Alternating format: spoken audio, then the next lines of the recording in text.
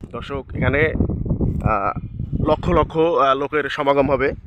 দেখেন সব কাজ, মানে সময় আমাদের হাতে বেশি নাই, অর্থাৎ 11, 12, 13 তারিখে 3 দিন হবে এই ইজতেমার ময়দানের বয়ান।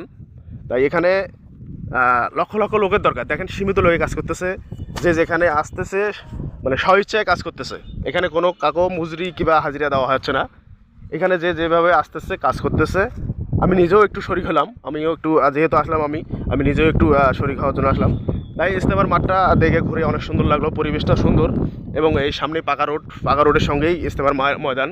এখানে দেখেন প্রচুর এলাকা জুড়ে, এখানে এই যে যতদূর দেখা যায় সবগুলোই মনে করেন এই আপনার লোকজন সমাগম হবে। সব এই ধান উঠতেছে, ক্যারমে ক্যারমে আগাচ্ছে, বাঁশ গাঁটতেছে, স্টেজ সাজাচ্ছে। তাই এখানে হাজার হাজার লোকের দরকার। আপনারা যে যেখান থেকে পারেন এখানে এসে প্রতিদিন এসে দিনের বেলা কাজ করে রাত্রে চলে যেতে পারবেন, কোনো সমস্যা নাই, যেহেতু রোড যোগাযোগ ভালো।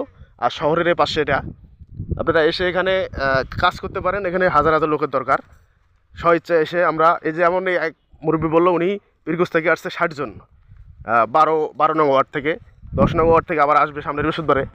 তাই আপনারা সারা বাংলাদেশ থেকে যে যেখান থেকে পারেন ইজতেমার ময়দানে কাজ করার জন্য আসেন। এখানে আসলে প্রচুর সওয়াব পাবেন। এবং সবাই ভিডিওটা বেশি বেশি শেয়ার করবেন, সবাইকে দেখার সুযোগ করে দেবেন। সবাইকে অনেক ধন্যবাদ।